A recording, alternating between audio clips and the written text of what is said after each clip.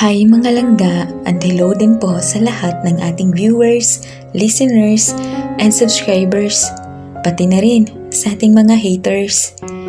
Sa pagpapatuloy ng ating kwento, kung bago ka pa lamang dito sa ating channel, huwag kalimutang mag-like, comment, share, and subscribe at pindutin nyo na rin yung notification bell para maging updated pa po kayo sa mga susunod pang mga video.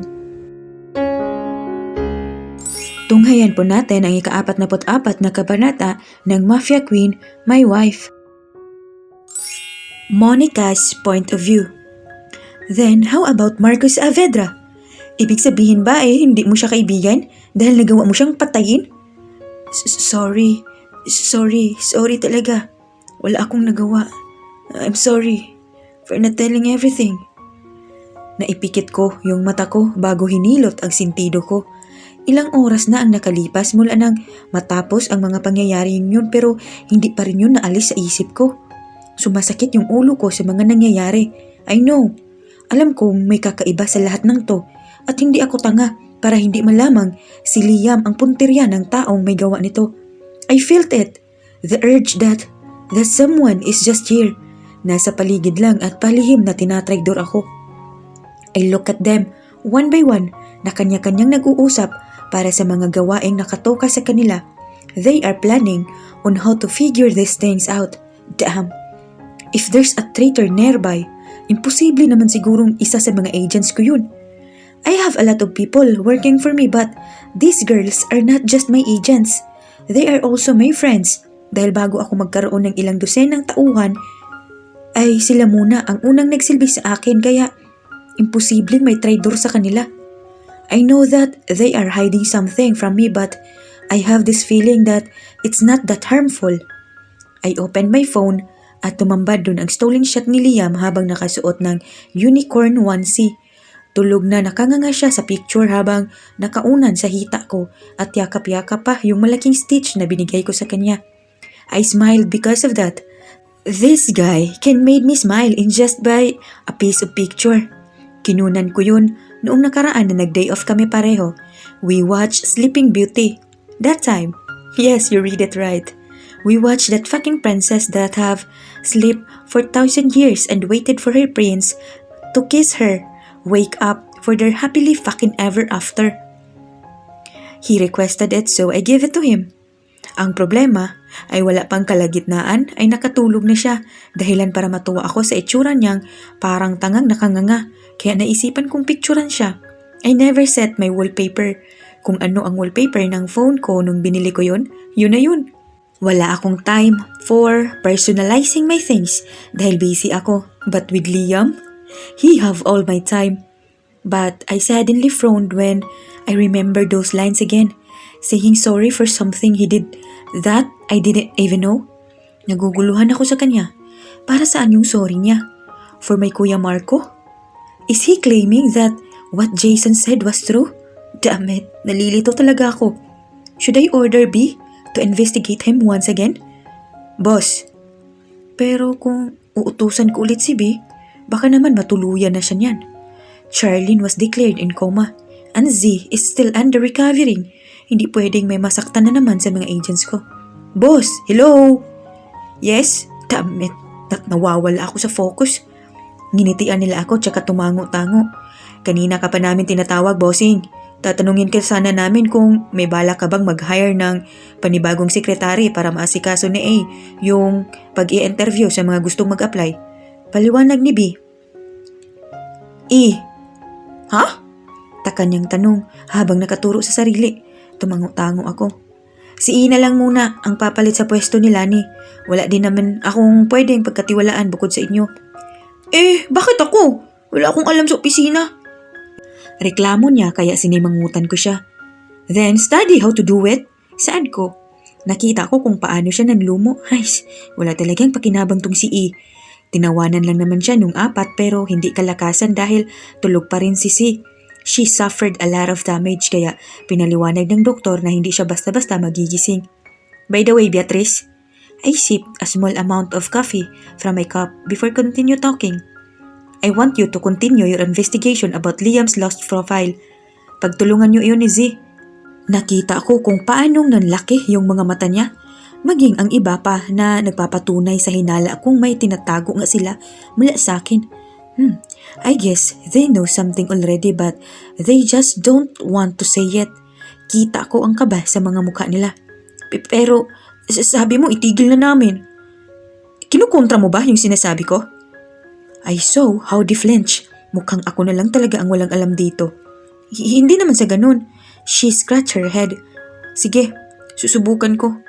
Then A and D, I want you to locate these people. I took the black large logbook inside the black suitcase and threw it on the table.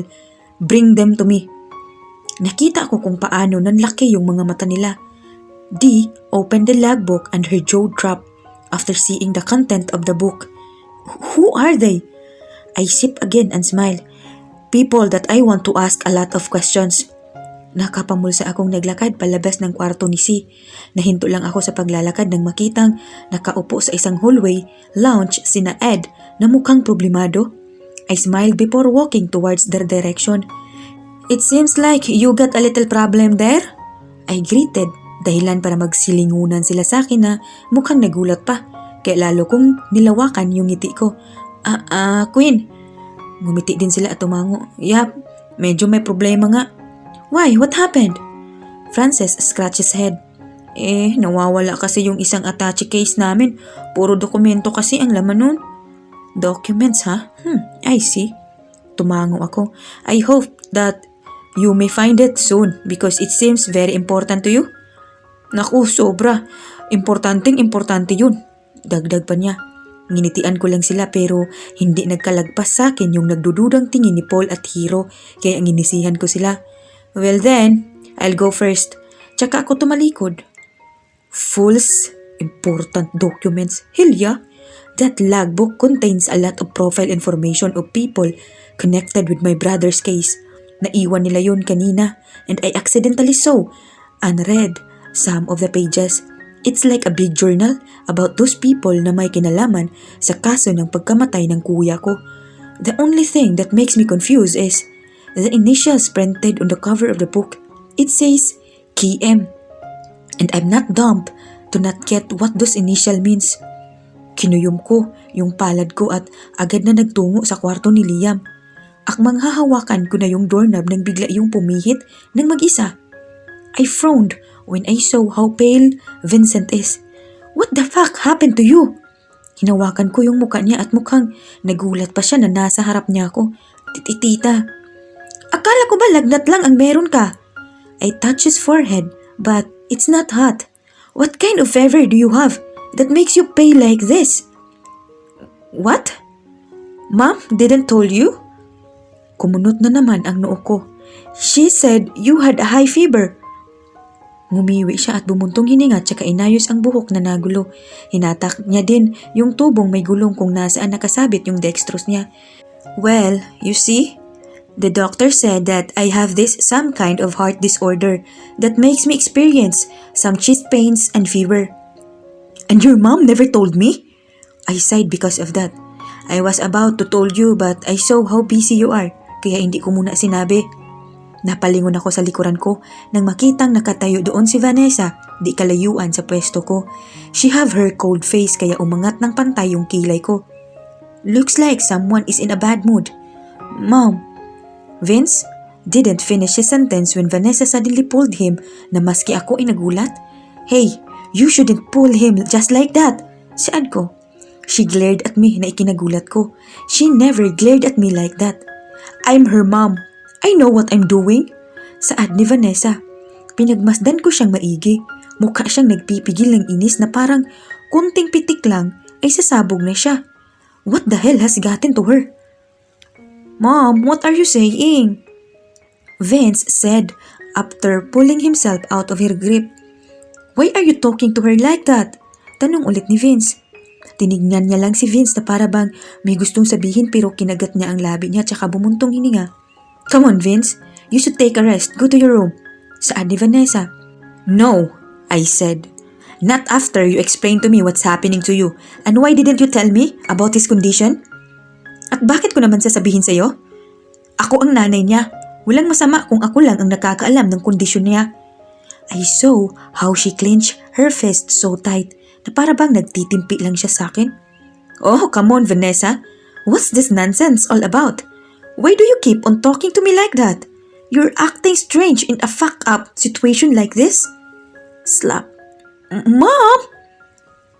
I don't know how it happened. It's fast and I'm too focused on what I'm saying. That's why I didn't see her take a few steps before she slapped me hard. Narinig ko ang mga yabag ng paang paparating. I know that it's my agents and Ed together with his friends. Good thing that I already paid this whole floor kaya kami-kami lang ang narito. Although, there are some nurses and doctors wandering around. This is the first time that I've seen her like this. She never yelled at me, glared, nor ignored. And most of all, she never tend to hurt me, even if it's a joke or not. We never fought. We never, in my life, na nag-away kami.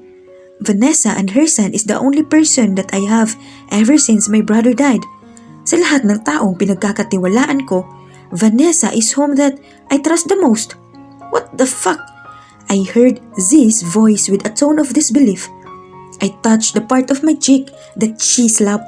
It stings at alam kong namumula yun dahil sa impact ng pagkakasampal niya, but even though it hurts, I let out a smirk before turning my face in her direction. Now I see some hate written all over her face. Namumula ang muka niya at nakikita ko ang paggalaw ng dibdib niya dahil sa lalim ng mga paghinga niya. Isang palatandaan na talagang may kinikimkim nga siya kung ano mula sa akin. Wow! I crossed my arms and widened my smirk. I didn't see that coming. Saad ko. Don't expect me to say sorry. You deserve that. Anya habang nakaduro sa akin. Well, then thank you for that slap. It's very life-changing. Sarkastiko ko namang saad habang tumango-tango. I saw them watching us.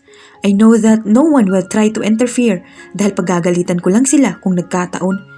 Same with Vince na pinipigilan ang sariling sumabat. Now, can you tell me what's your fucking problem? Because if we keep doing this bullshit, we'll just end up fooling ourselves together because I don't fucking know what's your goddamn problem and what's that fucking slap for. Ngumisi siya na parang talagang naglalabas na siya ng inis.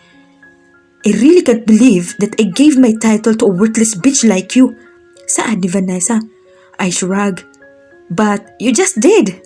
I casually said. Yeah, maybe I should dethrone you because you're the reason why all of these people had to sacrifice their lives just to make you still alive. Now, I can't blame those people who killed Marco. He died because you are nothing but a crying baby who doesn't know how to defend herself. Slap. What the? Slap again. Nakita ko kung paano siya marahas na tumingin pabalik sa akin. Her head tilted after that couple of slap. Sorry, you just hit one of my nerves. I glared at her. You hit the biggest one. Saad ko. Pinasadahan ko sila ng tingin. Kita kong nagpipigil lang silang lumapit at umawat.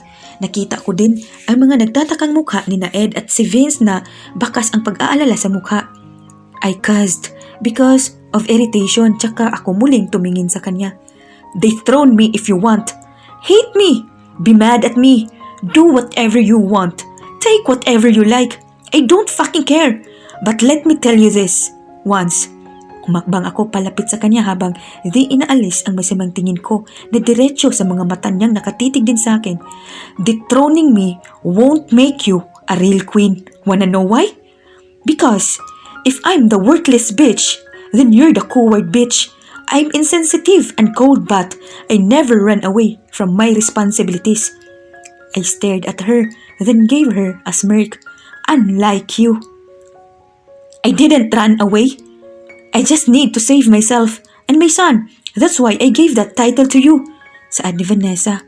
Well, I'm sorry to tell you, but I can be a queen with or without that title of yours. Damn you. She tried to slap me again, but this time, someone pulled me in my wrist behind his back and take the slap for me. I frowned when I saw Liam. Didn't move an inch while still holding my hand and trying to hide me behind his back. I can see his face dahil ayaw niya akong bitawan para tignan siya. But I saw Vanessa's reaction. She looked tense and shocked and somehow trembling na nagpakunot lalo ng noo ko. Liam! Are you done? I almost got choked because of his serious manly voice. He sounds different.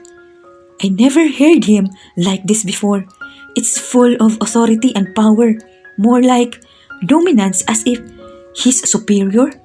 Liam, I didn't what, Vanessa? I saw how Vanessa flinched. Gusto ko siyang lapitan nang makitang naluluwa na siya but I can't take Liam's hand off mine. Damn this guy, ang higpit ng hawak niya. I can't believe that you really crossed the line. He said sounded like disappointed on what Vanessa had done. I look at his back. What is he saying? Umangat yung ulo ni Vanessa looking at him in disbelief. What? Are you deaf or what? I said you crossed the line. Napaigtad ako dahil dun. Are you out of your mind? That's all below the belt. Insulting your cousin like this is very unacceptable. Saad ni Liam. Yell at her again like that and you're dead. Said the voice coming from the man who just arrived. May bitbit siyang plastic bags ng pagkain and glaring at Liam. He pulled Vanessa closer to him na para bang pinoprotektahan ito mula kay Liam. Wow! The decoy can also give warnings, Liam said. I saw how Kian stealed. Ganun din si Vanessa. They both freezed in the moment na para bang nakarinig ng isang hindi kapani-paniwalang istorya. The hell? Why? Did I ring a bell? I know that he's smirking ear to ear. If you don't want me yelling at your girl, then ask her to stop pulling some nonsense bullshits to my wife. I don't know what's happening. It's like sila-sila na lang ang nag-uusap and I'm just one of the audience tulad nila Z. Yes me, he sighed before sliding his hand into my hand and lock our fingers into one another. Why does everybody always say you first? Inis niyang anya tsaka ako hinila papasok ng kwarto niya. Pinasadahan ko siya ng tingin. He keeps on walking until he reaches bed. Naupo siya sa gilid noon bago ako hinarap ng seryoso ang mukha but I just stared at him. Observing his actions, there's something wrong about him. Something is missing and something is new. Look at your cheek. He touched my cheek but I didn't even make any move. It's swollen. I know. Nakita ko kung paano siya bumuntong hininga at napasabunot sa buhok. He looked worried as hell kaya kinurot ko yung pisngi niyang nasampal ni Vanessa. He flinched and yelled, "Ow!" Bago niya hinimas iyon. Dahil masakit yun ah. I know. He groaned before cupping my whole face into his both hands. Nawala lahat ng pagdududa ko nang bigla niya akong halikan ng mabilis. He smacked me with his kisses with, I don't know how many times it is but his kisses are fucking moving. He started to kiss me in my cheek, down to my jaw, na nagpalunok sa akin. Nakahinga lang ako ng maluwag nang bumalik sa labi ko yung halik niya. Then he pulled me for a tight hug. Monica, can you promise me one thing? Naguguluhan man ay sumagot pa rin ako. Sure, what is it? My cheeks are fucking blushing. Please, kahit na anong mangyari, sa akin ka lang maniniwala. Ako lang ang paniniwalaan mo, okay? Bahagya akong natigilan dahil sa sinabi niya. I look at him, straight to his eyes. I see how determined he is, na para bang kailangan niya akong kumbinsihin ng gusto. Ngumiti ako ng hilaw na alam kong hindi umabot sa mga mata ko. Okay,